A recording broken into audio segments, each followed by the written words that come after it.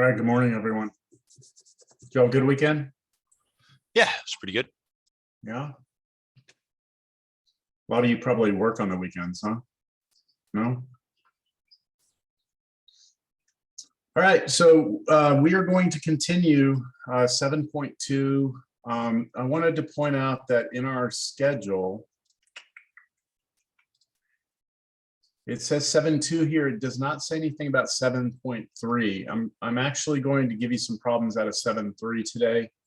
I'm not quite sure why I left it off here. Sometimes I don't cover it as in depth as other times. I think we're going to do it this time. So our goal is to get through 7.2 and 7.3 today. And then again, I'll give you some homework from 7.3. And then next time we'll have to do the arc length and surface area. I don't think we'll have time today. So we're a little bit behind, but you know, that's Cal 2 for you. Okay, questions before I begin?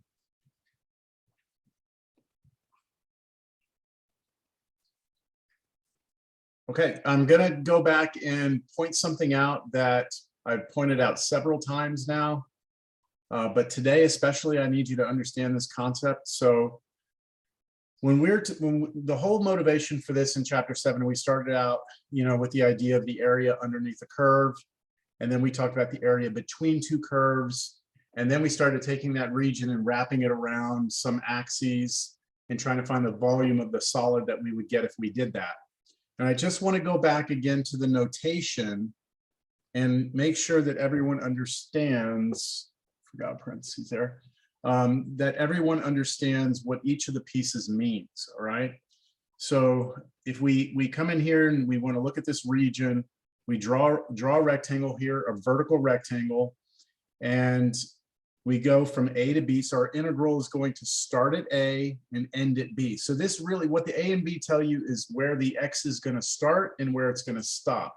And when I say X, what I mean is the position of the rectangle. So I put this here.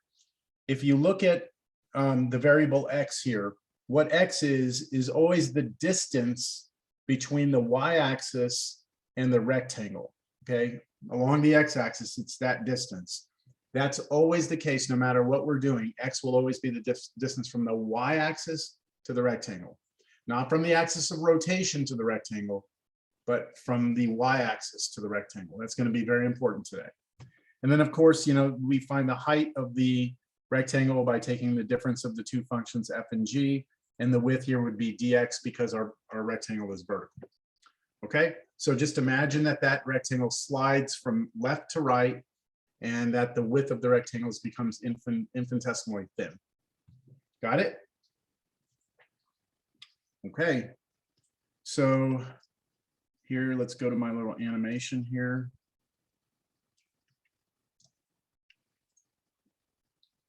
Okay, so the idea that we had here from last class is that we would take this region between two curves. We would pick some arbitrary rectangle. We would pick an axis of rotation, and we would wrap, hold on, we would wrap this thing around the x-axis or some axis of rotation, and we would get this washer, right? That was the idea from last class. What we want to do today is different, okay? What we want to do today is different. What we want to try and do is wrap this around the y-axis instead of the x-axis. Now, that becomes somewhat of a problem here because we cannot do a washer if we wrap this around the y-axis. Why?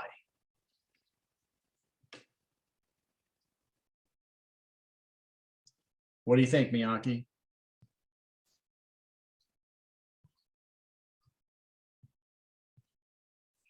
Miyaki, what do you think?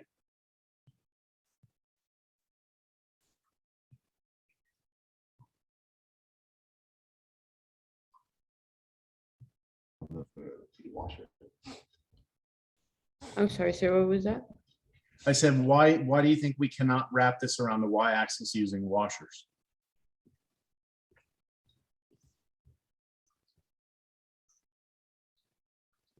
I'm not sure, sir.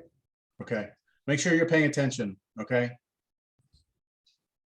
All right, anybody have an idea of why we can't do a rectangle here and wrap it around the y-axis?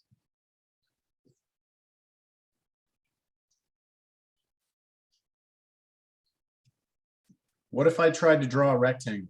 Let me take this out of here. Let me get this thing out of here.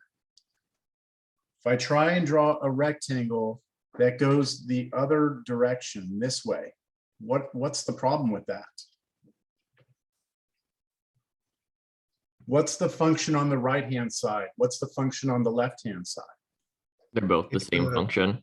It's the same function. See, these curves are not functions of x, right? These curves are functions of x. They're not functions of y. So if I try and draw a rectangle horizontally and wrap it around the y-axis, then I'm going to have a problem with saying what the right and the left are because it's the same curve. Do y'all understand that? You need to have a different curve on the right than you do on the left. And so we can't, right? Does that make sense? You cannot do it with using a washer wrapped horizontally instead of wrapped vertically. So that creates an issue, but there's a way, there's a workaround. So again, visually, I want you to understand what we're trying to do. This is what we did last class, wrapped it around, right? Our axis of rotation was perpendicular to the rectangle, but now I want to wrap it the other way. So I want to do this around the y-axis and get an object like that. You see that? Those have completely different volumes. Would you agree? I mean, that washer that we wrapped around and then the other thing we just made, those have completely different volumes. In other words, if we wrap this region, right, if we take the whole region and wrap it around the x-axis, we get one certain volume. But if we wrap it around the y-axis, we're going to get something different. So the question is, how do we come up with a formula that will allow us to do this around the y-axis? Let me give you some more here. Let me show you again. If we wrapped the entire region, oh, wrong way. If we wrap the entire region around the x-axis, we get that solid, right? That's the solid we get if we get the whole region around the x-axis. If we wrap the whole region around the y-axis, we get that solid. And again, totally different shapes, right? So we want to know the volume. Okay, that's the goal right now is can we take this rectangle that's vertical and wrap it around the y-axis or wrap it around any line that's vertical? So let's go try and see if we can come up with a way of doing it. All right. So I will try and illustrate this to you. If you're doing washers, which was last class, then your rectangle must be perpendicular to your axis of rotation. So if your rectangle is vertical, you have to be working with functions of x. If your rectangle is horizontal and your axis of rotation is vertical, then you can use washers, but now you have to have functions of y in order to do it. All right. So that's washers. Let's talk about this new method where what we're going to do is we're going to take this function, let's say that's f. Let's take this function g, and I'll stress that these are functions of x, right? And we want to take some rectangle in here and we want to wrap it around. Let's start with the y-axis, okay? Let's say we want to wrap it around the y-axis. So now what we notice is that our rectangle is parallel, right? Rectangle is parallel to axis of rotation. And when this happens, we use a different method called shells. Okay, we'll use this thing called shells. Washers is when they're perpendicular. Shells is when they are parallel. Okay, let's figure it out. Let's figure out how we can do it. So imagine that this little piece goes around the y-axis, and we can talk about what that looks like, which I already kind of showed you here. Let me back this stuff up. Back this up. So if we do just one little rectangle wrapped around the y-axis, we get this shape. right here. I'm going to copy this.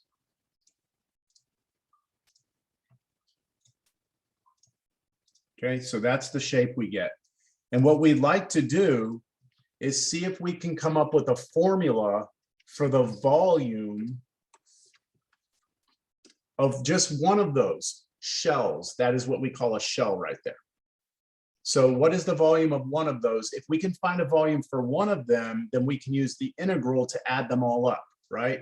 Imagine, again, sliding that rectangle, from left to right, and it'll add up all the shells together. So how do we come up with the formula? Let's see. What we'll do is imagine I come in here with some scissors and I cut this shell right here. Okay, I'm going to cut it, snip it.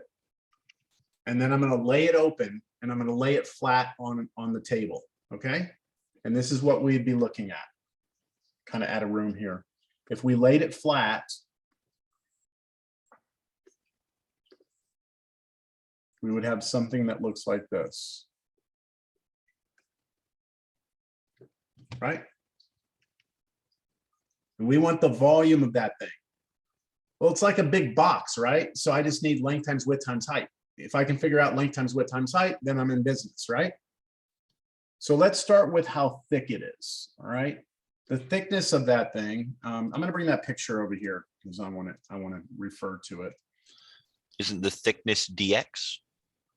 It should be the thickness. The thickness of that should also be the thickness of the rectangle, right? So that should be dx. That's what it's been this whole time, right? Then we have how tall it is, right? How tall it is. Well, isn't that where the blue, the top of the rectangle is the blue curve, and the bottom of the rectangle is the red curve, right? So shouldn't that just be the top function? I'm going to say top function here was f of x minus g of x. Does that look familiar? Understand that? No questions? This is the part that's the difficult part, is how long is this thing that I've laid out on the table?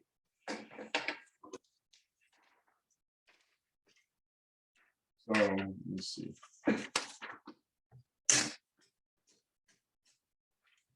So we started out with this shell, right? I don't know if y'all can see my camera or not. Hopefully you can. We started out with this shell. We cut it, right? We opened it up and we've laid it out. And now we're looking at, we want to know how long it is. But isn't the length the same as the circumference of this thing?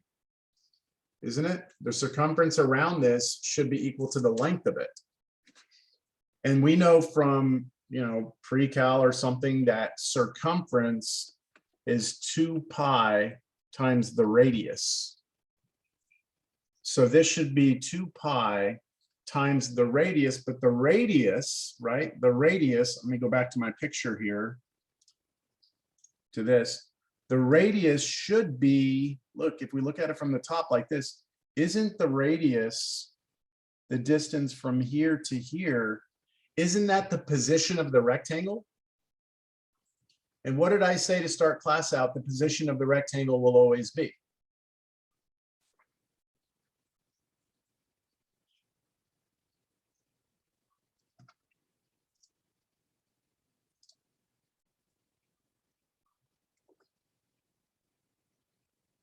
The position of the rectangle, right? This distance, it's the distance from the y-axis to the rectangle, right? So x is the distance from the y-axis to the rectangle, which means that this should be 2 pi what? X. Right? X. 2 pi x. Okay? 2 pi x. This right here on our picture, sorry, I should draw it, is the distance from here to here. That's x, which corresponds to the radius, right? That's the radius of that shell. So now let's finally get to the volume formula. If we take this, the volume of that one shell should be 2 pi times x, right? That's how long it is, times how tall it is, which is f of x minus g of x, right, times the width of it or thickness of it, which is dx. This is the volume of one of the shells, right? That's the volume of one of the shells. And now we use the power of the integral to add them all up. And what we want to do is we want to start with the innermost shell and then move outward. So we want to go from A to B. Again, back to my picture. What we're doing here is we already have the volume of one arbitrary shell, but what we're going to do is we're going to move this. We're going to start our integral way back here at A, right? And then we're going to start letting it get, X is going to vary. It's going to go from A. We're going to add up all these shells, all these shells, all these shells until we get to B. And when we do that, we'll get the volume of the whole thing. Yeah. So final formula, the volume of this entire thing will be equal to the integral from A to B 2 pi times x times the function, times f of x minus g of x dx. Now that's a pretty generic formula. Okay, that's a pretty generic formula. This should work anytime we have two functions of x and we want to wrap around the y-axis. This should work. But as you might imagine, we don't always want to wrap around just the y-axis. Sometimes we want to wrap around some other vertical line. So let me show you what that looks like. Let me go back to this again. Let me back this up so I don't bring my computer to its knees. Okay, washers. Okay, so here's washers. Let me try and make this a little bigger for you. Not too big. Okay, so here's an example of 3 different scenarios. The one on the left, I'm going to wrap a shell around the y-axis. The one in the middle, I'm going to wrap a shell around, why can't I see the shell? There it is. All right. I'm going to wrap a shell around a vertical line that's to the right of our region. And then on the last one, I'm going to wrap the shell around a vertical line that's way far to the left of the y-axis. And when I do that, let me see, hold on. Let me wrap them. Hold on, I'm not sure why they're not all showing. Hold on. Why are they not all showing up?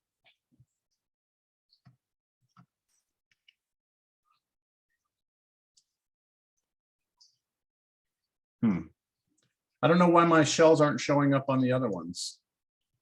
It's weird. I'll have to check my code. I'm not sure. Something's wrong with my code. Let me reevaluate it real quick. Maybe there was a little mistake in there. Okay. No, it's still not showing it. It's just showing the first one. Okay, well, at least I can show you the three different volumes we get. Question, what program is this? Wolfram Mathematica. Okay, so there's just a math program to make this kind of stuff? Yeah, you have to learn the language, but it is like this is the code I had to type to make all that happen. What language is that? It's C++ based, but it's like it's its own language, but Based in C++? Okay. Yeah, pretty much. Gotcha. I mean, I don't do a lot of C++ coding in here because all I'm doing is just calling on a bunch of pre-built functions. So, but the syntax is very, very similar to C++. Okay, gotcha.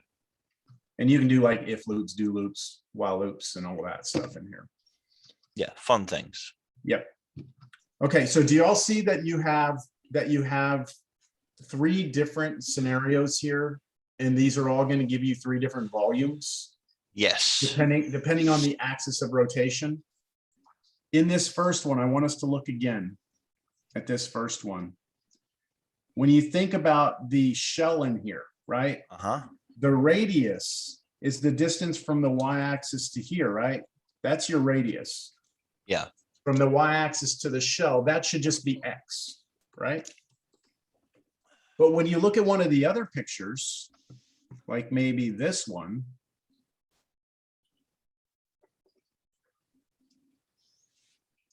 and I have to draw on here the rectangle, right?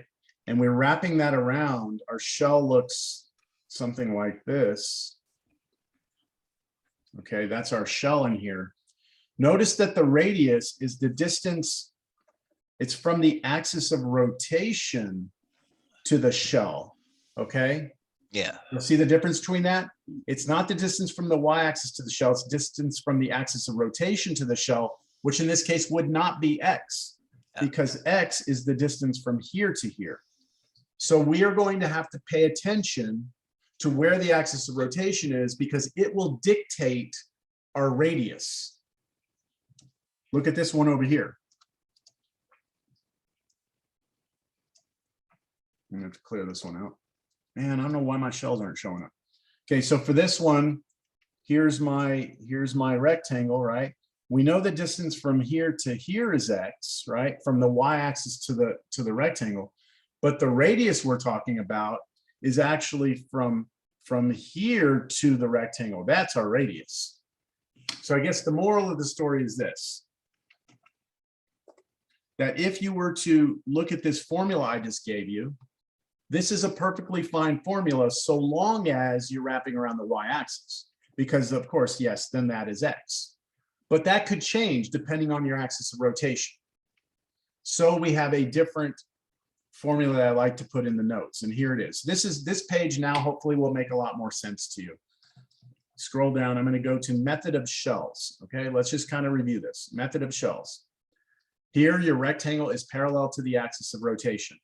So let's say you have two functions of x, right? These are two functions of x. You've got a rectangle and you want to wrap it around this axis of rotation. Then what you do is you imagine that rectangle here. See, I just drew it down here with our y-axis and our axis of rotation. And I know that the distance from here to here is x, because that's the distance from the y-axis to the rectangle. But r is the actual distance from the axis of rotation to the rectangle. So in my formula, notice the r. I don't use x there, I use r. And that will vary, okay? R is going to depend on the problem, all right? It's going to depend on the problem and where that axis of rotation is. Also notice that I pulled the 2 pi out because 2 pi is a constant. So basically it's just the radius, whatever that is, that's going to be the hardest part, is to figure out what the radius is. Then it's just the top function minus the bottom function, dx, and that's it. Integral from a to b. Should we do an example? I think we should, yeah. These seem a lot simpler than the other ones, to be honest. Shells, I think shells, the formula is easier. It's just finding the radius is the hard part. So Yeah. let's find the volume. If region bounded by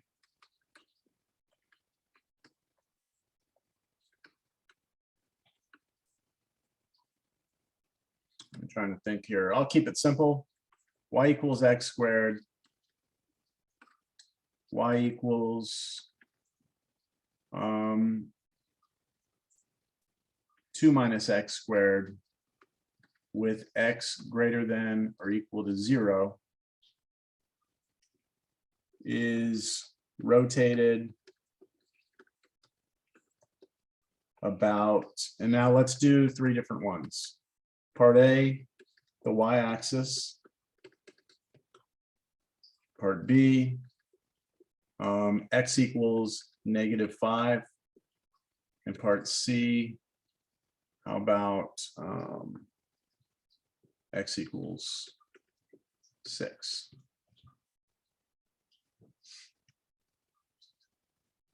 So as before, the first thing we're going to do is we're going to draw it, right? Get an idea of what this looks like. So we have, let's start with this one here, x squared. We know x squared looks like this.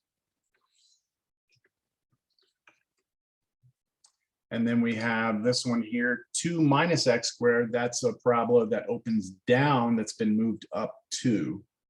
So let's say this is 2 here. I'll just go like that. It goes like this. Okay. This is 2 minus x squared. And then I have this condition here. X is greater than or equal to 0. All that means is that the region we're looking at is anywhere where the x value is bigger than or equal to 0. So we're looking at that yellow piece. We are not looking at the left side of that. With me? So for part A, we want to wrap it around the y-axis. So here I'm going to just redraw it real quick. I've got this red function like this. I've got this blue function like this. Right? This was x squared. This was 2 minus x squared. And when I look at those, I can see that these are both functions of x, right? I mean, the way they were given to me, they were functions of x because they were solved for y. Since they're functions of x, a vertical rectangle makes sense, right? Because you'll always have the same function on top and then the same function on bottom, or the function that's on top will always be the red one. The function that's on bottom is always the blue one. And then we want to wrap it around the y-axis. So I want to wrap around the y-axis. There's my axis of rotation, right? So because my rectangle is parallel to my axis of rotation, that tells me, hey, I should use shells, right? I should use shells. Question. Uh-huh. Due to the nature of this one, with us having that restriction at x must be greater than or equal to 0, couldn't we also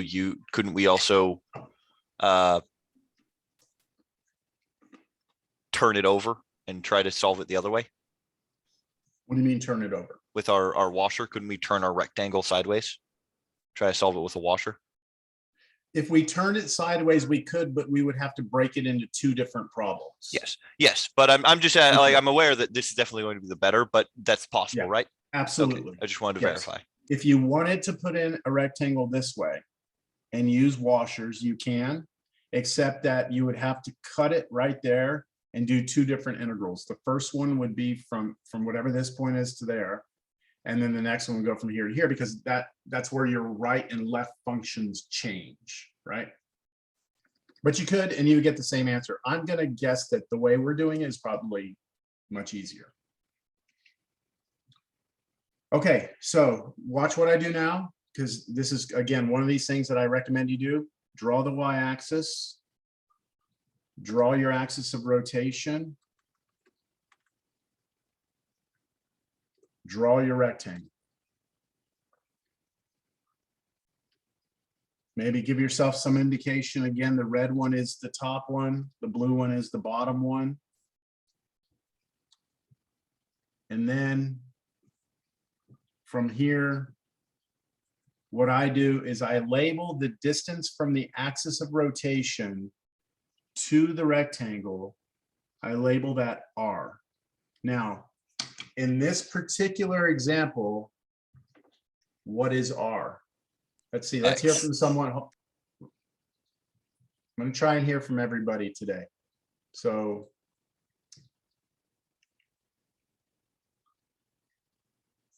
somebody? Hunter said X, but do y'all agree, or yes or no? Is the radius X? I agree. You agree. It's so the distance R is the distance from the axis of rotation to the rectangle, but because the axis of rotation is on the y-axis, we know that the distance from the y-axis to the rectangle is always X. That's what I started class with. That will always be X. So in this particular case, R is X, which is good because that's all I need. Well, there's one more thing I need that I don't have yet, and that is I'm not quite sure where these hit each other, right? Let me go back to the formula. I'm going to copy the formula here. This is the formula I'm using.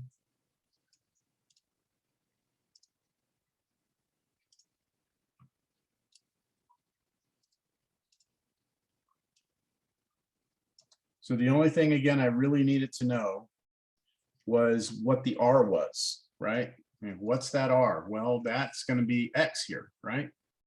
F of X is really the top function. Don't look at it in terms of F and G. This is really just the top one. And this one here is the bottom one, right? Which we can see from our picture what the top and bottom one is. We know this is X. We only need A and B, right? That's the only thing left. And A is where it starts. And that I hope makes sense that we start at 0, yes, because we're gonna go from 0. X had to be greater than or equal to 0. And then we need to figure out B, but that we can get by just setting these two equal to one another. Right, that'll be that intersection. So 2 minus x squared equals x squared. Move the negative x squared to the other side. You get 2x squared, divide both sides by 2, and you get plus or minus 1. And obviously we're only talking about the one at the right, so this should just be 1. So we know our integral goes to 1. So here it is. The volume of this will be, this is part A, the volume will be 2 pi integral 0 to 1, the radius, which is x, times the top function. The top function was 2 minus x squared, minus the bottom function, which was x squared, dx.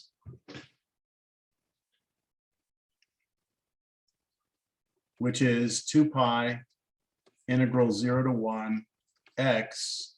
And then if I clean this up on the inside, I just get 2 minus 2x squared dx.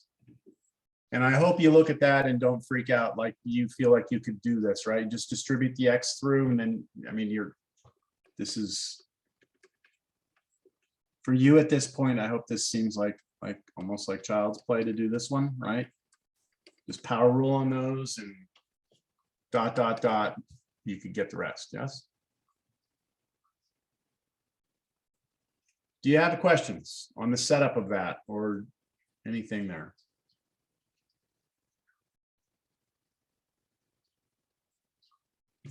No?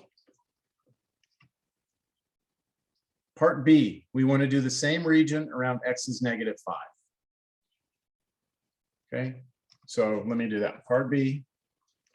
I'm going to draw another picture. We had the red function coming down like this, the blue one coming like this. This was x squared. This was 2 minus x squared. Of course, this was our region here. But for part B, we're wrapping around x is -4, right? Is that what I said? -4, -5.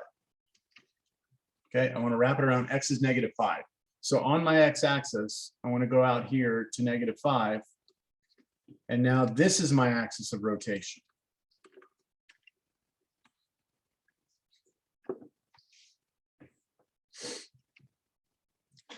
So I'm going to use a vertical rectangle. I'm going to use a vertical rectangle because those are functions of x. So a vertical rectangle makes the most sense. And if I use a vertical rectangle, my axis of rotation is vertical, then I'm parallel. I'm parallel means I'm going to use shells. If I'm going to use shells, then I really need to know the top and bottom function, and I need to know capital R. Okay. So now I'm going to draw my little rectangle here. I'm going to draw my y-axis here. And then my axis of rotation is already down here, so that'll work out perfectly, I think.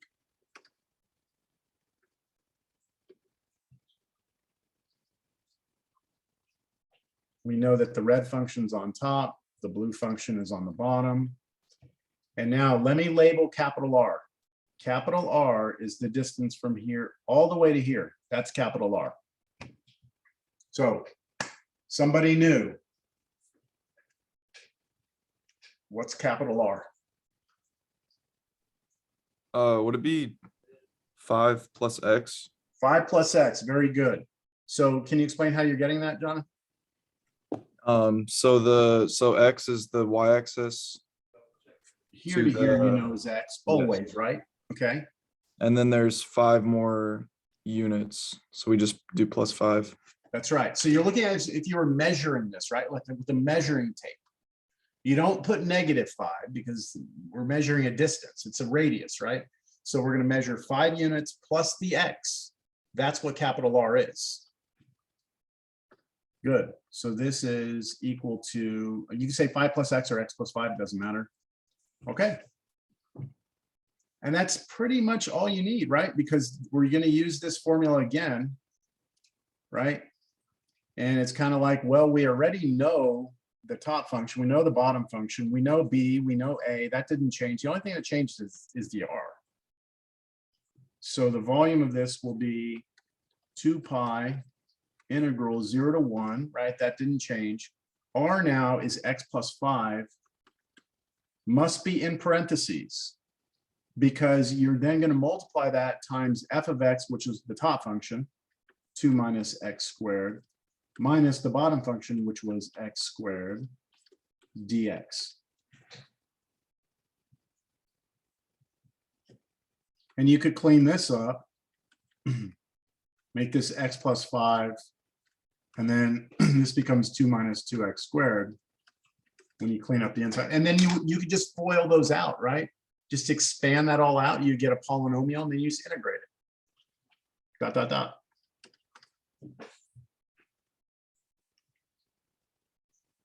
Questions?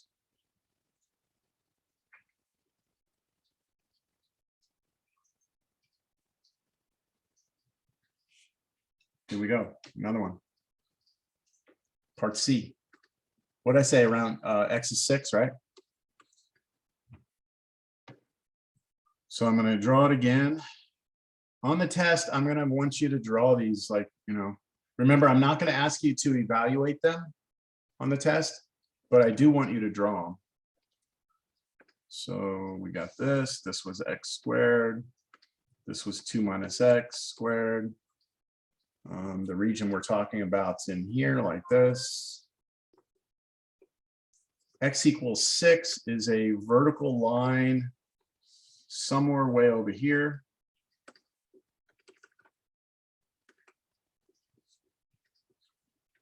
Right. So now below this, I'm going to draw oh, I forgot to put my rectangle. There's my rectangle. These are functions of X. Vertical rectangle makes the most sense.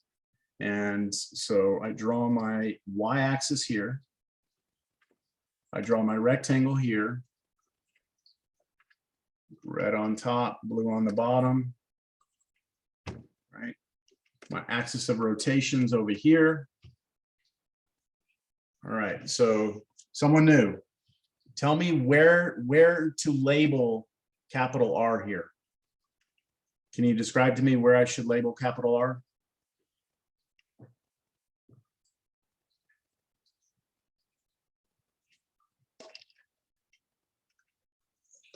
Should it be from the y-axis to where you drew the bar? So from the y-axis to where I drew the bar. Yeah. So let me ask you this. Is that the distance from the center of the rotation to the actual rectangle? Like when I wrap that rectangle, is it going to go this way around the y-axis, or is it going around this way around Well, that? It's gonna go around. Oh, so I guess you'd have to draw it from the bar to number 6, wouldn't you? Or- Exactly. So from here to here, that's capital R, right? Okay. That's the distance from the axis of rotation to your bar, right? To the bar, right? To Only the to bar, though. right? Now, you said from the y-axis to the bar, but wait a minute, didn't I tell you at the beginning of class, the distance from the y-axis to the bar is always what? You said I wrote it down, but I forgot. It's always X. Joshua, that's you, right? Talking? Yep. Hey, did you ask me about that textbook? Did we talk about? Oh yes. It was. I have it I have like 3 copies of it. Are you serious? Yeah, if you're interested, just get with me like after class. Okay, cool. Okay. We'll work something out. Okay. All right. So the distance from the y-axis to the bar is X always. The distance from the bar to the axis of rotation is capital R. So who's going to help out here? What's capital R?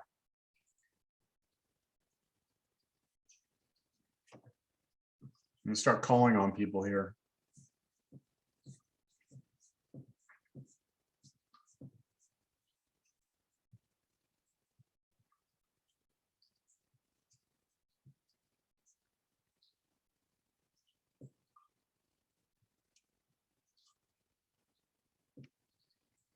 I'm asking what this is. Because we know the formula for the volume of this will be 2 pi integral 0 to 1. We know it's the top function, 2 minus x squared minus the bottom function, x squared dx. We know all that. The only thing we don't know is what that is, the r. But it needs to be something in terms of x. Eduardo, you look like you want to say something, no? They typed it into the chat box. Oh, someone did? Okay, I'm Yeah. sorry, I didn't see that. So Brandon's saying x minus 6. What do y'all think? It's close, man. It's I was close. thinking about 6 minus x. 6 minus x, the other way around. So here's the way to think about it. We know the distance from the y-axis to here. We know that that's 6. How do we know? Well, look, I mean, it's 6, right? 6 units from here to here is 6. So if the entire distance is 6, right? And the distance from the y-axis to the rectangle is x, then this r must be whatever 6 is, take away x. Right, imagine x was 1. Let's just say if x was 1, then r would have to be 5, right? So what you're doing is you're taking whatever x is and subtracting it from x. So Brandon, you just had it backwards, which all that would do is it would change your answer at the very end. You would be off by a sign. You'd probably get a volume that was negative, but it would just be because those got flipped. Okay, so what goes in here? 6 minus x. And then the rest of it is just, you know, the algebra and then the integration. So, you know, on the exam, what's most important to me is, can you set up the integral? Can you figure out what all these little, you know, what's that radius? What's, you know, if you can do that, then the integration I don't care about. All right. Let's do one. You know what? I'm gonna go grab something real quick. You all know I like to pull old tests. Let me see what I can find here, just to give you an idea of something I've asked on a test before. Oh, let's take-home test. I gave a take-home test.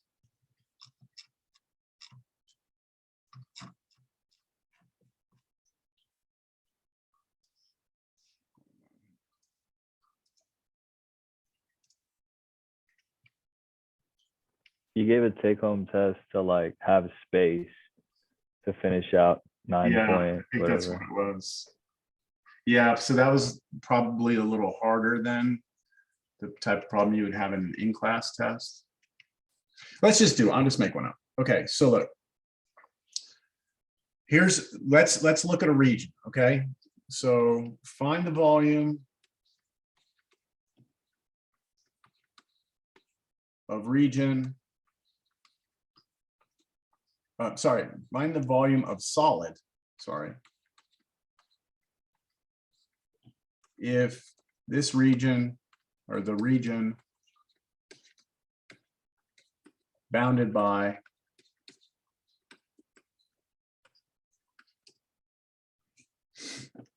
let's go y equals e to the x minus 1 and y equals sine x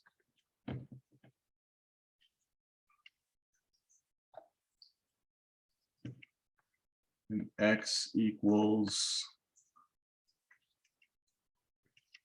1/2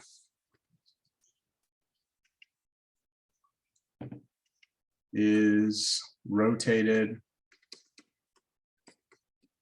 about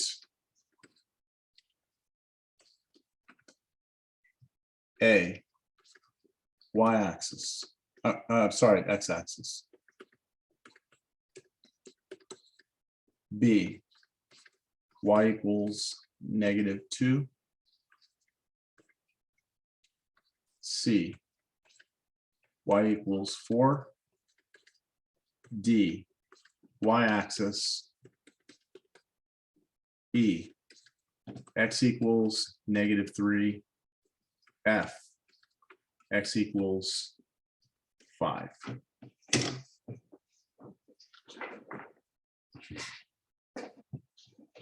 This is a perfect example of a problem that I would give on a test. In terms of what I've done is I've given you a region bounded by some things, right?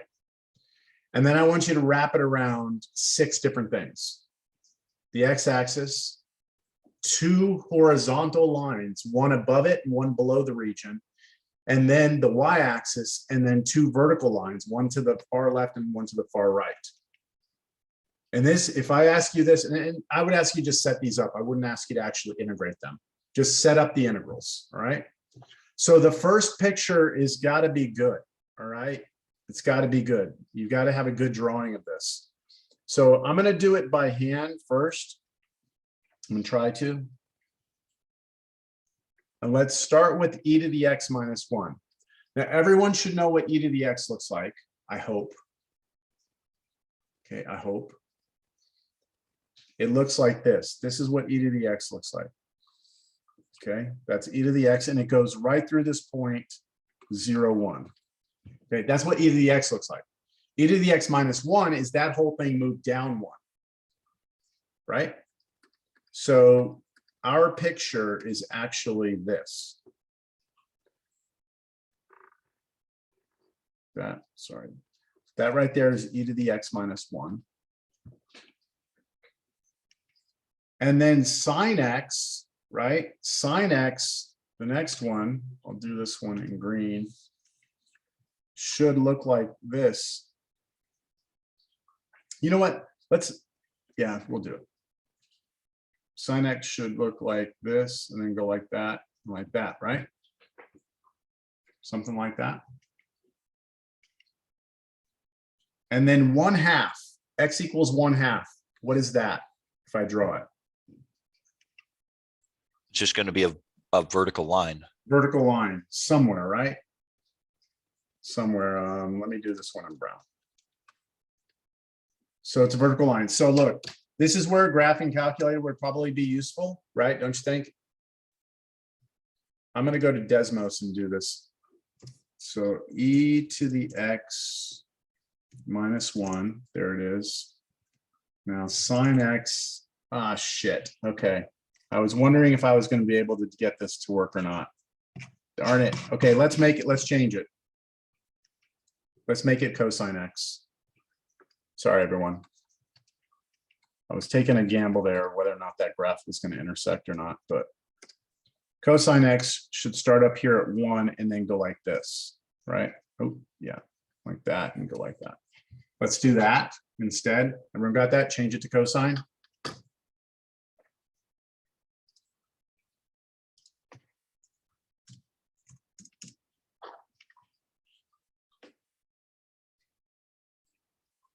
With me still? Now, because I changed that, I've got to do one more thing.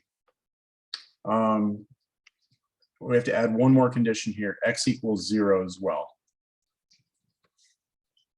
So x equals 0 would be the y-axis, right? X is 0 is it's a vertical line. Then x equals 1/2 is another vertical line, which happens to be right about there. So I'll go back to the picture here. Here's x equals 0. And then here's x is 1/2.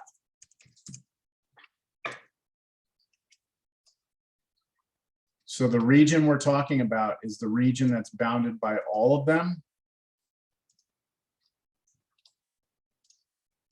Now, look, on an exam, I will give you a region that is easy to graph, like the previous one, x squared and 2 minus x squared. I just thought it'd be more interesting if we did something that had some different functions. So we're looking for the region that's bounded by all of them, which is this region here.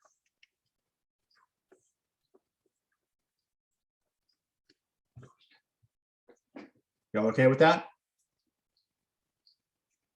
The top curve here, that's cosine x. The bottom one here, that's e to the x minus 1. Let's do part A. We want to wrap it around the x-axis, right? X-axis. So these are both functions of x, right? These are both functions of x. So I think I'd like to have a vertical rectangle in here, right? And if I'm going to wrap it around the x-axis, then let me draw my picture over here. So that's like my master picture. I'm going to do kind of a rougher picture over here for part A. I've got my blue curve like this. I've got my red curve like this. And then I've got where it ends, which is right here, right, like that.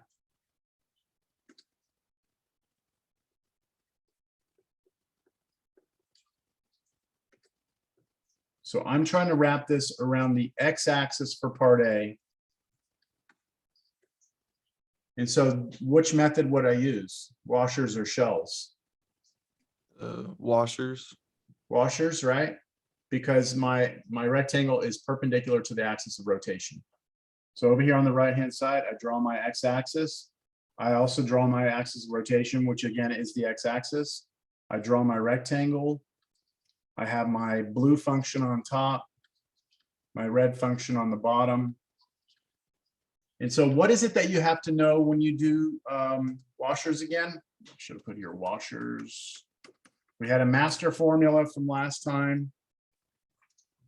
When we're doing washers and we have this situation we're looking at, we use the formula pi integral from a to b, outer radius squared minus inner radius squared, right? That was last class. So we just need to figure out what the outer and inner radius is. So my R out would be distance from here to here. And my R in would be the distance from here to here. Right? What is R out? R out is the distance from the axis of rotation to the outer edge of the rectangle. R in is the distance from the axis of rotation to the inner edge of the rectangle. In this particular case, because our axis of rotation is the x-axis, R out is just the blue function, R in is just the red function, and that's it. So I'm going to have pi integral. Where's my integral going to go from here? 0 to 1/2, right? 0 to 1/2. That's why I put 1/2 in there. I put 1/2 in there because if you had to set these equal to one another, you wouldn't be able to solve it. Like if you had to set cosine x equal to e to the x minus 1, there's no algebra that you have that you could solve this equation. So that's why I had to put the 1/2 there to make it stop somewhere that you could get a solution, or you wouldn't have to go try and get a solution. Okay, so it goes from 0 to 1/2, and then I have the outer radius. The outer radius is the top function, right? This one right here, that's cosine of x squared, and then minus now the inner function squared dx. The inner function is the blue one. I mean, sorry, the red one, which is e to the x minus 1.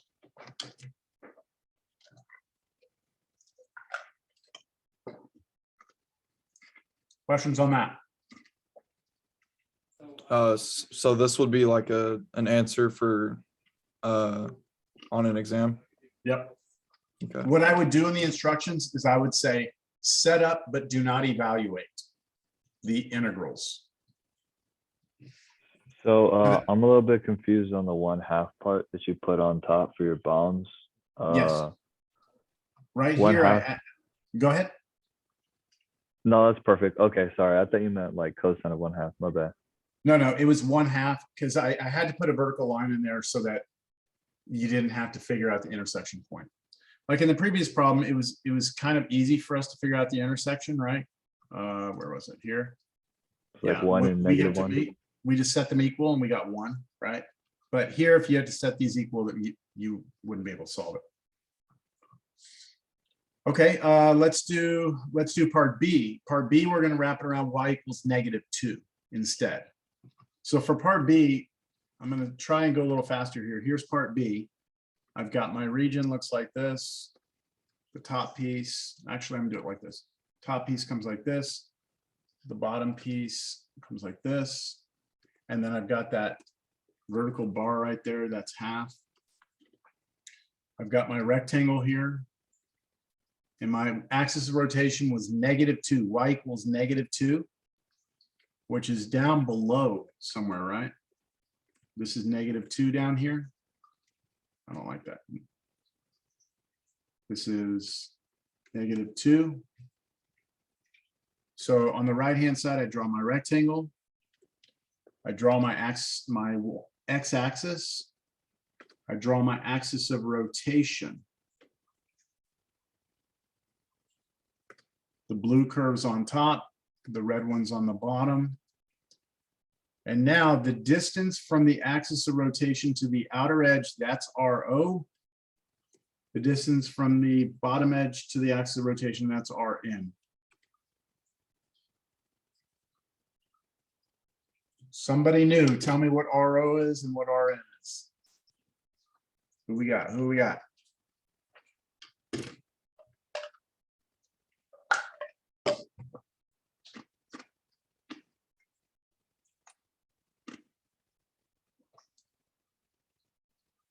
Y'all just being shy. Caitlin, do you have it? Let's see.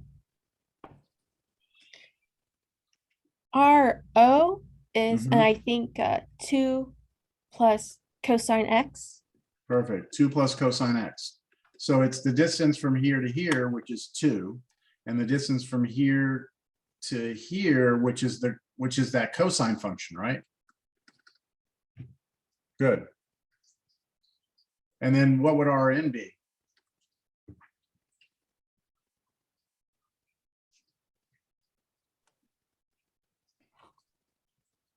It's kind I of the think same it'll be- idea, right? Yeah, Go ahead. I think it'll be like EX plus 1 because when you add 2 to EX So you're minus adding 1. so you're adding 2 to e. I'll just write it down. It's 2 plus e to the x minus 1, right? That's what it is. It's the e to the x minus 1 function plus 2. But the 2 and the 1 go together, you just get e to the x plus 1, right? That would be your inner function. Any questions on that? Sure. So we're ready for the integral. Pi integral 0 to a half. We have the outer function 2 plus cosine x squared. Don't forget the formula, it's squared in there, right? Minus the inner function, the radius Rn, e to the x plus 1, that quantity squared dx. This again was washers, right? I should have mentioned that in the beginning, washers.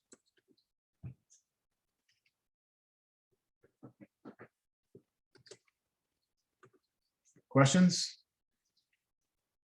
Part C. Wrap it around y equals 4. Okay, here we go. Fast picture. Y equals 4.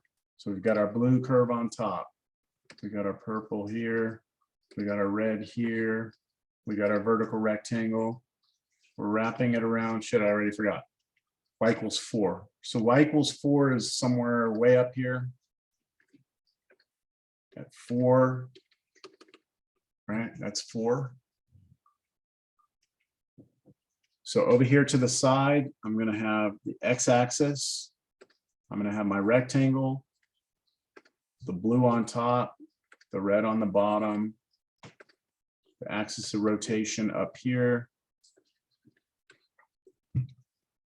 R out is a distance from here to here.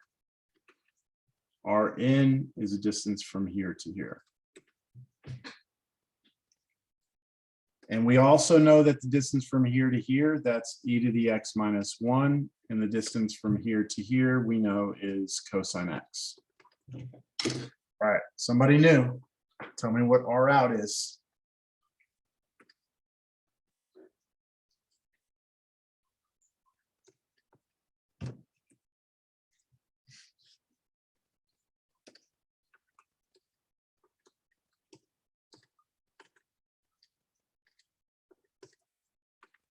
So I don't know, are y'all just being shy or do you not understand? I mean, I'm here because I want you to learn this. I want you to understand it. Trust me, if you go read the textbook, they're not going to do, it's not going to look like this. It's going to look completely different. So I'm trying to show you this in a way that I guess makes sense to me.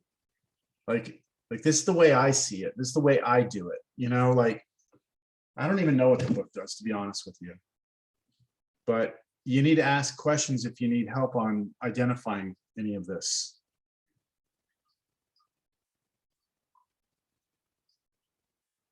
Ricardo, do you get it? The- Answer.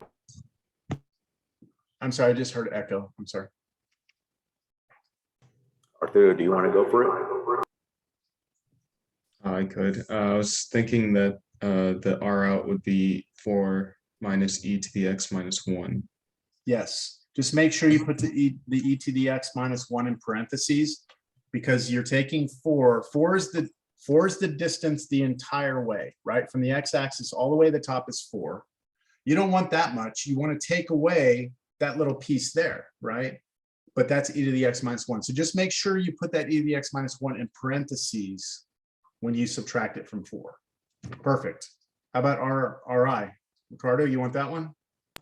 Sir, so it's going to be 4 minus cosine x. 4 minus cosine x. Good. So again, you want to know the distance from here to here. Well, the whole distance is 4, and you want to take that cosine x away. And then we're ready, right? I mean, now we just plug in. Volume is pi. Integral 0 to a half. Outer function 4 minus e to the x minus 1, whatever that is, squared, minus inner function 4 minus cosine x, that squared dx. There it is. If you wanted to clean this up and make this what would that be? It would be 4 minus e to the x plus 1. So this would be 5 minus e to the x. If you wanted to do that, that would be fine. Put 5 minus e to the x here. Okay, we got it. We've taken this region and we've wrapped it around 3 horizontal lines. So we used washers for all those methods, right? Now for parts D, E, and F, we want to wrap it around vertical lines, y-axis. X is -3, X is 5. So now we're going to shift gears and we're going to go from washers to shells, right? Washers to shells. So it's 12:04. Why don't I give you 10 minutes, see how far you can get on doing these 3 together, okay? I mean, not together, just go work on those 3 for this problem.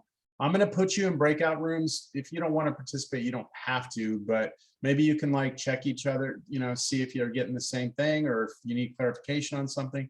It's gonna be hard because it's drawings and it'll be hard to look at each other's, but let's try that. 10 minutes, 12:15, we'll come back. We have another thing to talk about.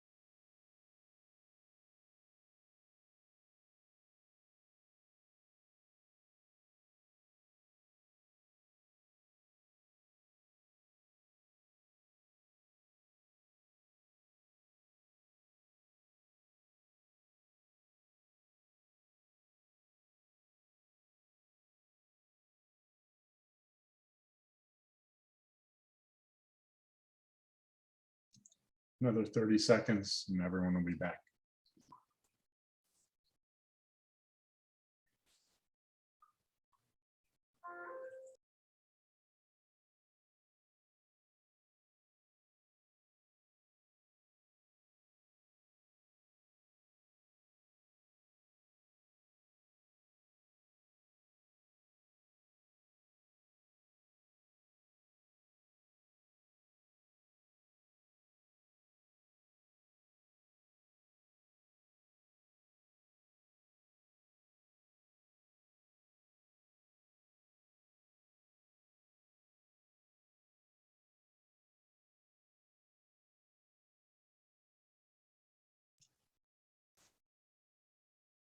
Okay.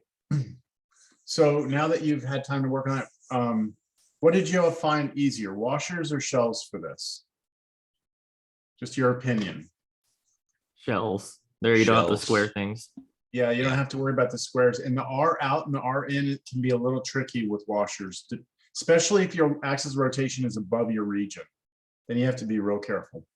So I'm not going to go through all of these. What I'm going to do is I'm going to share my screen now. So what I did here is I put all 6 answers we got for this problem.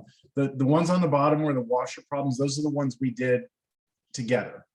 These should be your answers for shells. The nice thing about shells is that this part of the shells will never change. That will be the same for all 3 because it's always top minus bottom. The only thing that really changes is your R, right? So of course, when we did the y-axis, the R was just the distance from the y-axis to the rectangle, which was X. When we rotate around X was -3, our axis of rotation was over here on the left-hand side. So we had to add 3 plus the X to get to our rectangle. And then when our axis of rotation was 5, it was on the right-hand side. Then we had to take 5 and subtract the X to get the distance. Questions on those 3? We're good? So while you were doing that, I found an old exam. This is a problem that I gave on an old exam. Set up the integrals, number 3 here. Set up the integrals, but do not evaluate, which give the volume of the solid formed by revolving the region bounded by e to the x, y equals natural log x minus x plus 2, and x equals 1, x equals 2. About these, well, I gave them 8 to set up.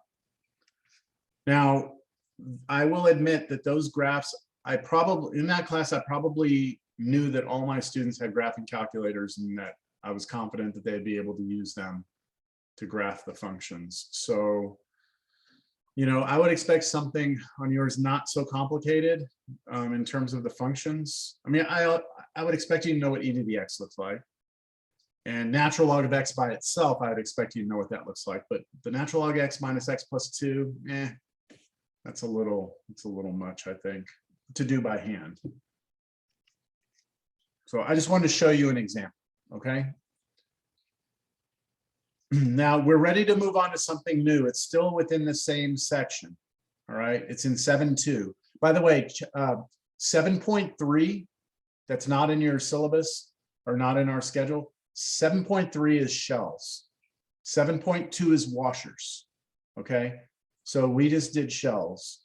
Now we got 7.2 and 7.3.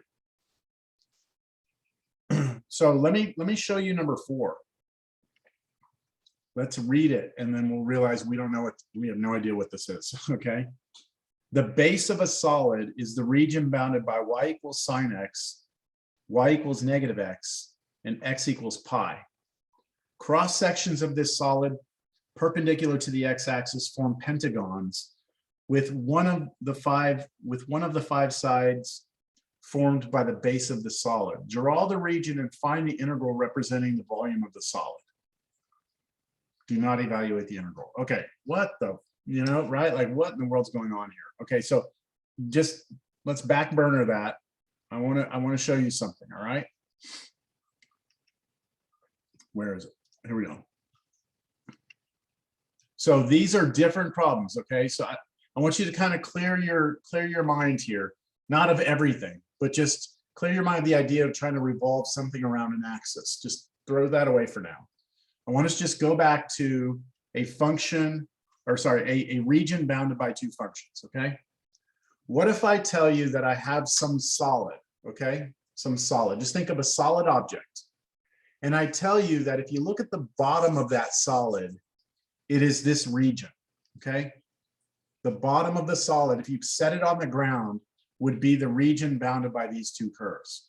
So if we kind of tilt this over, imagine that that's the ground, okay? And you have some solid that would be right on top of that region. Now that could look like a lot of different things, couldn't it? Some solid that's what the bottom of it looks like. But here's the additional thing I'm going to tell you that's going to make you be able to kind of determine what this thing looks like. I'm going to tell you this. If I come in here and I make a cross section, so imagine again, there's some solid, we're looking from the top straight down on it right now.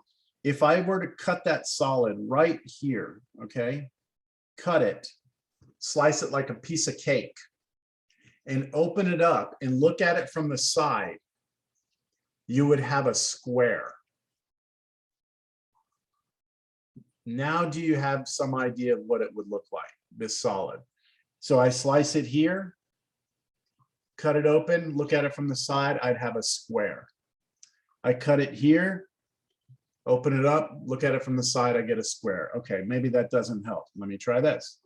Would it be an almost cylindrical object? Kind of. Like it wouldn't be a cylinder exactly because it's not a circle. It's not a circle, yeah. Yeah, let me try this. Let's see if this helps. How about that? Make this bigger. So now, again, if we look at it from the top, right? I cut, right? I cut, and when I made this cut, I should tell you that the cut I'm making is perpendicular to the x-axis, right? So I'm cutting right down the middle like this. And then when I look at that from the side, I see a square. And that would happen for every cut I ever make. So if I make a cut somewhere else, right? If I make my cut closer to the edge, I'm gonna have smaller squares, right? And if I get really close to the edge, you get really small squares. But if I get close to the middle, the squares get bigger. And then on the other side, they start to get small again. If we were to put all of those together, you would get an object. Where's my object? What the hell's going on with this thing? There it is. Okay. This is what you would get. That is the actual solid that we would get. Okay. So all That makes solids sense. are squares. So let me go back. Let's say I tell you that you have a solid where the base is the region bounded by two curves, right? Let's just go back to this. Take this off. Okay. I give you this region, right? Bounded by two curves. And I tell you that's the solid of some base. But if you come in here and you make a cross section that is perpendicular to the x-axis, you will form squares. If you do that, can you tell me the volume of that solid? That's the question we'll have to answer. Now, I said squares. What if I do something different? What if I said that when you do it and you cut through cross sections perpendicular to the x-axis, what if I tell you it forms semicircles, half circles? Then it would look like this.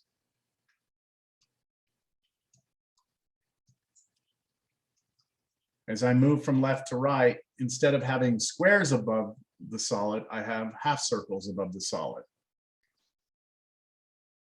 That's a different object, isn't it? If I put all of them together, I get this object. That has a different volume than that one did, right? Totally different shape. What if I told you when I cut through, I didn't get squares, I didn't get semicircles, I got triangles? Then it would look like this, right? Because I'm coming through and see the triangles in there. So I move them back and forth. Right, I would get a different shape. That shape would have a different volume. Yeah. Okay, How do you determine the height? well, Because so Yeah. far, like I'm not entirely sure yet, but like I can kind of infer a lot of the stuff as to what's going on. But the one thing that keeps coming up is what's determining how tall this object is. Because so far, I mean, there shouldn't be anything just based on the base of it and the fact that it's a square or something. I mean, the square, you know, yes, but like a semicircle or a triangle aren't necessarily. let's go to the semicircle. Let's start with the semicircle. Okay, let's do this one. So think about what we've been doing. And this is where I really want you to appreciate the power of the integral. All right. The integral is our friend. All right. It is our friend. It allows us to do what? Take anything we want, cut it into infinitely many pieces and add them up, right? That's what it allows us to do. So maybe there's a way that we can just kind of look at maybe just one little slice of this. That little slice. Maybe if there's a way that we can come up with a volume of that one slice, then we can use the integral to add them all up, right? We would just need a formula for the volume of that one slice though. So let's do it. Let's do a specific example where we have something like this happening with semicircles, and let's see if we can come up with a volume for one little slice, all right? But the idea again is, can we come up with some formula that we can add them all up? So here we go. I'm going to formulate the question here. A solid has as its base the region bounded by, let's go back to the beginning of class. Let's use the easy one. Y equals x squared, y equals 2 minus x squared with x greater than or equal to 0. Right, that's what we started class with, that region. So a solid has as its base the region bounded by those curves. Okay, if cross sections perpendicular to the x-axis form semicircles, then what is the volume of the solid?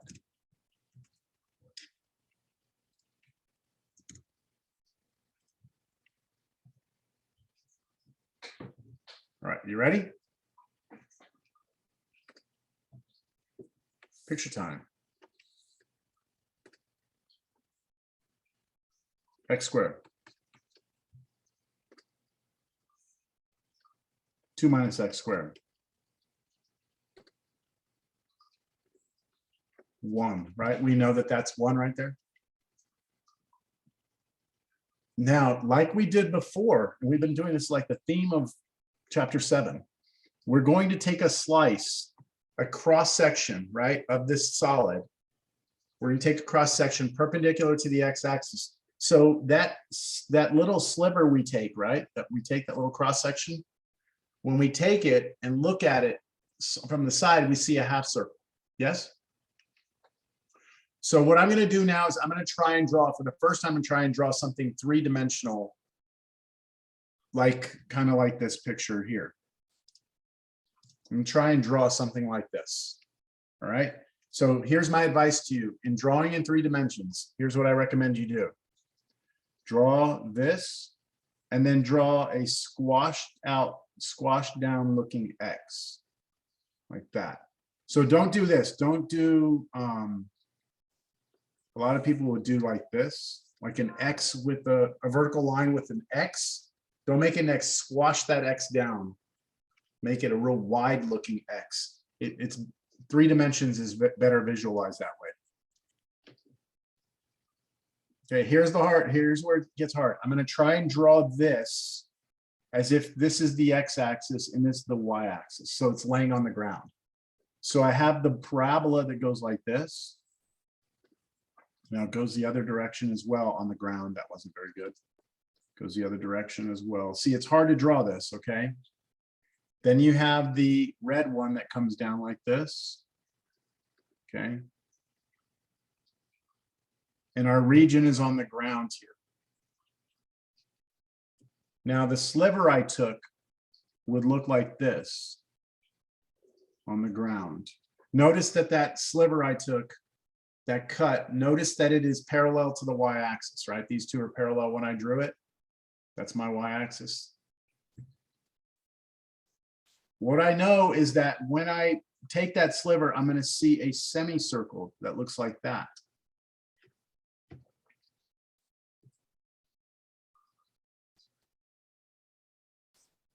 Understand? Now I'm going to zoom in on it. Okay, I'm going to zoom in on it.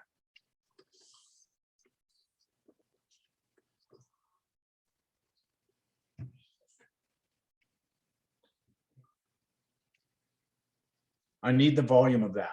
If I can figure out the volume of that, that's the volume of one sliver, and then I can add them up with the integral. Yeah?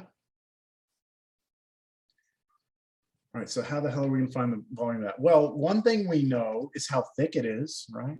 I know the thickness is dx because that's how thick the rectangle was. That's how thick my blade was, right? I get, not my blade, but the sliver I took, right? That's dx. Now, the rest of it, I just need to find the area of this surface, area, right? If I can find the area of this surface, then I multiply it times the thickness, and that would give me the volume. So the area of this would be, well, what's the area of a full circle? Pi r squared. Pi r squared. So we would Oh, beat me to it. half of that, right? Half of pi r squared. Yeah, and r would be our top minus our bottom cut in half. Cut in Yeah. half. Okay, so yeah, the radius on this is the distance from here to here, right? That's the radius that we're talking about in this picture. It's halfway between these two edges. But on our picture, isn't that the halfway point here, right? It's the distance from here to here. Halfway. But we know this. We know the distance all the way, don't we? Isn't that distance just the top minus the bottom? Isn't that just x squared minus 2 minus x squared? Top minus bottom should be this distance. So that's just what, if we put this together, oh, sorry, I had that backwards. I apologize. I had that backwards, sorry. 2 minus x squared is what I meant to put. The top one is the red one, the bottom one is the blue one. So this was 2 minus 2x squared, right? That's the distance from one edge to the other. So our radius should be half of that 2 minus 2x squared. Now's a good time to have a question if you don't understand something.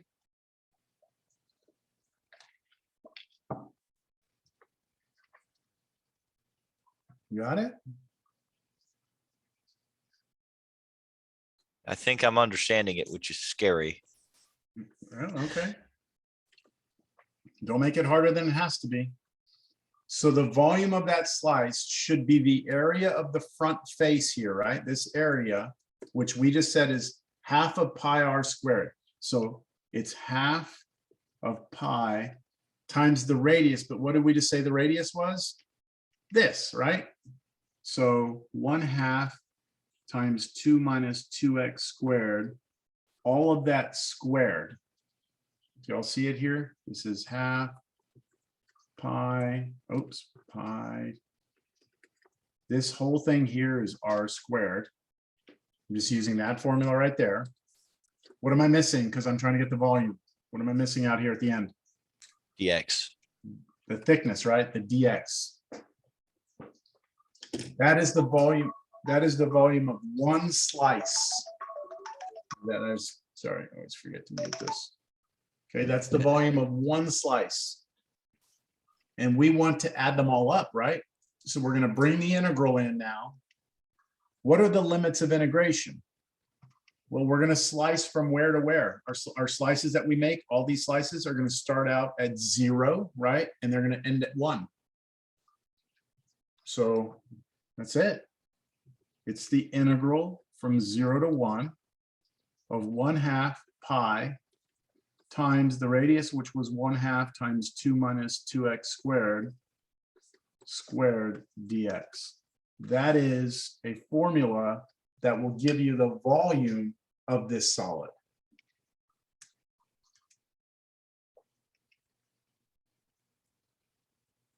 It's weird, huh? Crazy. Okay, that's for a semicircle. I have 5 minutes. Let's see if we can do the same problem, but I tell you that they're squares instead. Okay. So what if we have this? They form squares.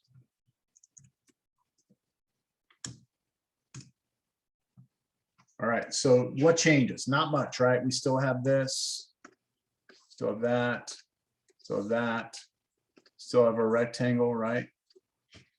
That doesn't change. I have to go faster. I'm almost out of time. I'm going to draw 3-dimensionally. Okay, here comes my x squared on the ground. Here comes my 2 minus x squared. Here comes my rectangle parallel to the y-axis. And that's going to form a square. So up, over, down. Little piece of cheese. Zoom in on it.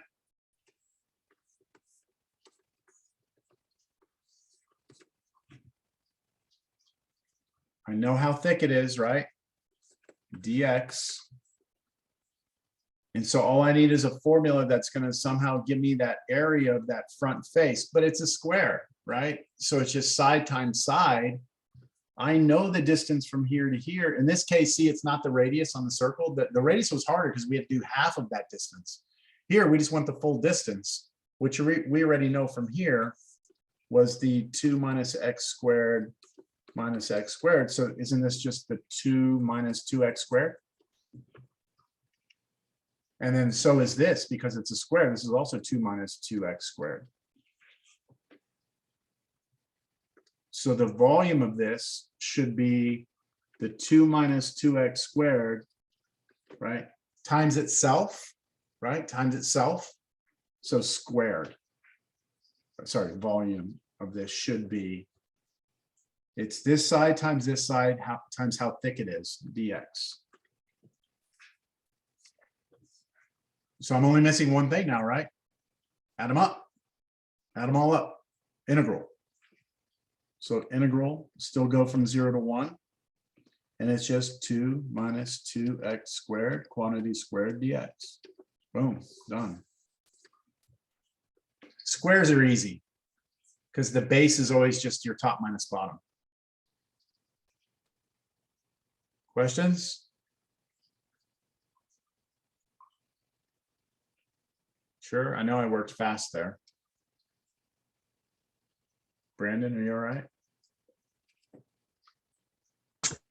So in the homework, sir, will it tell us, hey, try to find a square, hey, try to find a semicircle, which looks Yeah, like it'll a tell you taco? what the cross sections are. You have to know what the cross sections are to find the volume. Yes, sir. And I'm guessing on the test, it won't Yeah, it specify will. that. It'll just- Yeah, Oh, yeah, I have to tell you what. Yeah, I have to tell you, like that test I showed you here. Mhm. I tell you cross sections of this solid perpendicular to the x-axis form pentagons. Now this, I think this must have been a take-home test. I don't know. Pentagons, man. Yeah, that was pretty brutal. I think that's this had to be a take-home test. I can't think off the top of my head what the hell the area of a pentagon is. Yeah, so you would have to look it up. I'm pretty sure that was a take-home test. triangles. Okay, let's do equilateral triangles. One last one. I have 2 minutes. I'm going to go really fast through this.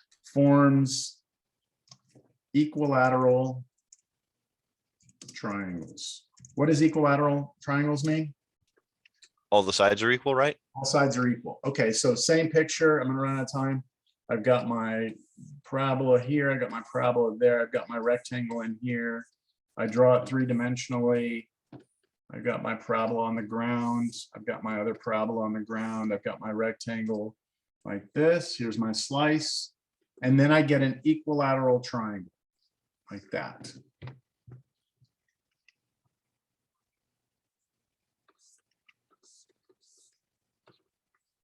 Well, here's one thing I know for sure, dx, okay? Dx. Now I need a formula for the area of this, right? And the only thing we know is that the distance from here to here is 2 minus 2x, right? Squared. Have we been through that enough that you understand that comes from the difference of the two? So you have all sides are like that, right? Now, the next step of finding that area of that triangle comes down to your knowledge of triangles. So we know that the area of a triangle is what? 1/2 base times height. 1/2 base times height, right? Which is a good formula if you know the base and the height. We don't know the height here, right? Not directly. We know the base, but we don't know how tall it is. The height would be this, right? From here to here, that distance right there would be height. We don't have that, do we? Now, there is a way to get it, but it's not worth your time. What's worth your time is you knowing that this formula exists. There's another formula that says that the area of a triangle is 1/2 a times b times sine of theta. That's what's more important, that you understand that formula. That formula comes from this picture. If you have a triangle, it does not have to be a right triangle. If you know the angle between any two sides on that triangle, you can come up with the area of it if you know the angle and the two sides and the angle between them. You can find the area. Now, I'm out of time, but a lot of people are like, what the hell? This is weird. Maybe you've seen it, maybe you haven't. I'm going to show you real quick. It's not a difficult formula to prove is true. If I draw this right down here, I can call that H, right? Yes? Okay, real quick, I just have a question for you. What is sine of theta? Just by definition, look at this triangle right here. What's sine of theta by definition? It's the opposite over the hypotenuse. Opposite over, so it'd be the H over what? A. A, okay. Solve this for H. So if I ask you to solve this for H, you would do what? Multiply both sides by A. Multiply by A. And now you have a formula for H, don't you? Yeah. Okay, now take this formula that you love and replace H with A sine theta. And now you have this formula. Okay, so that's where the formula comes from. But the beauty of this is that this is an equilateral triangle. And that because it's equilateral, what do we know about the angle of all the angles here? It should all be 60, right? It should all be 60. And so what we have are two sides and the angle between them. Right? So the area of this will be, according to this formula here, 1/2 A, which is one of the sides, times B, which is the other side, which is the same side, isn't it?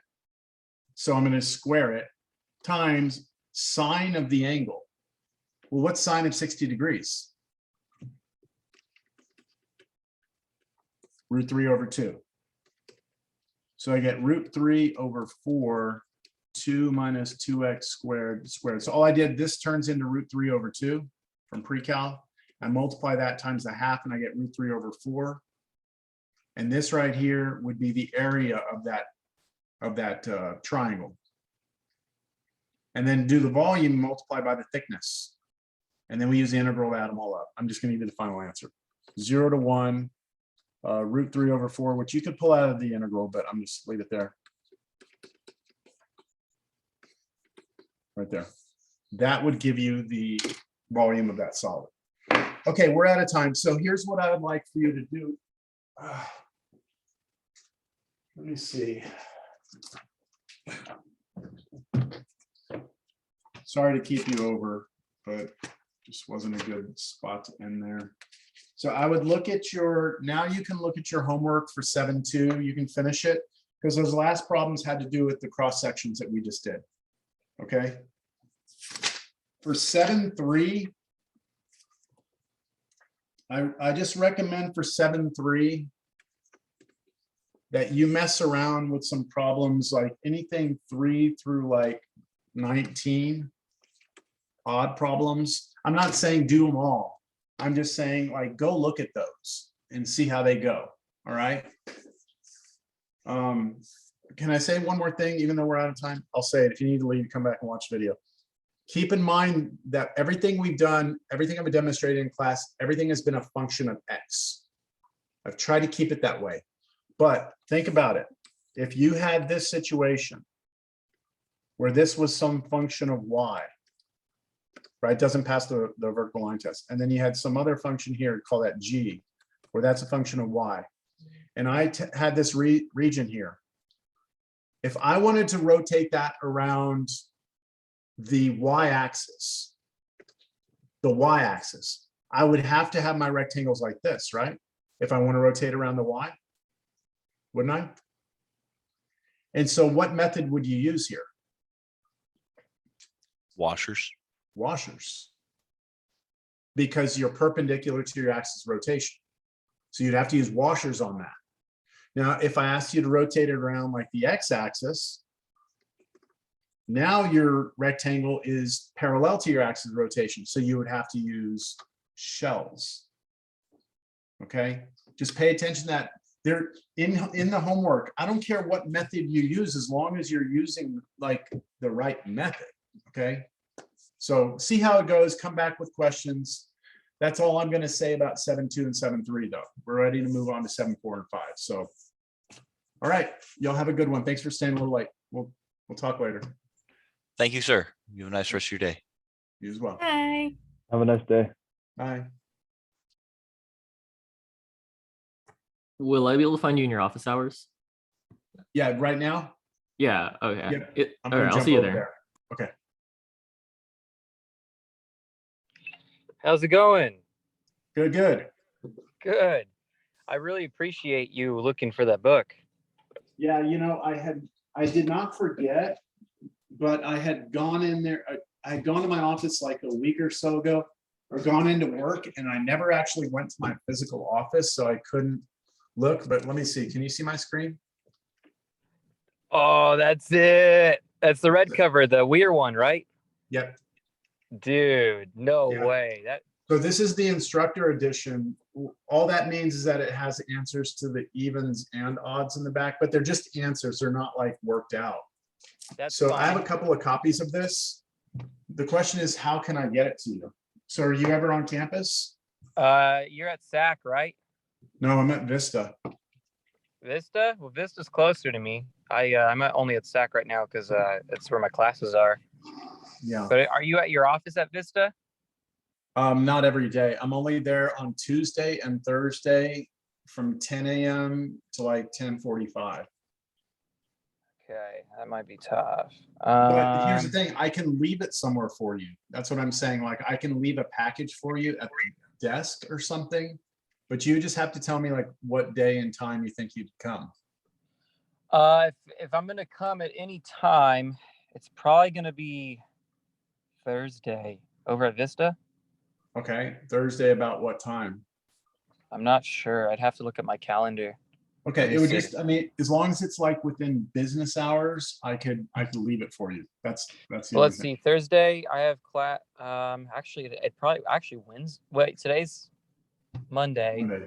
So Thursday, I have computer science, which means I get out at like, yeah. So it'd be the middle of the day, probably be after 12, before 2 on Thursday.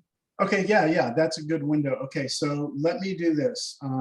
Give me a second. I'm going to put this in my calendar for you said Thursday or Wednesday? Yeah, Thursday. That's the 31st. Okay, book in JH 213. I'm going to try that. So they just give those to you for free? The publisher does. Yeah, that's crazy. Yeah, the I'll do- publisher does because they are, they're trying to get us to adopt the book, right? Yeah. Okay, so I've put a reminder here, so for right now, unless something changes, it's building JH room 213. That's the math Okay. department. JH Okay. stands for Juniper Hall.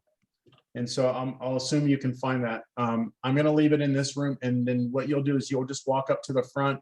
There should be someone sitting there, and just tell them, you know, that you're there for that, to pick up something for you from me. And I'm gonna put it in a box, and I'll put your name on it and my name on it, and they'll just hand it to you. Okay. Again, I really appreciate it because that book. Hey, it's just sitting there collecting dust. I've had this in my office for probably 10 years. Holy Well, maybe cow. not that long, but long enough. Yeah. Okay. Awesome. Okay. Okay, cool. All right. All right. See ya. See ya. Have a good one. Bye.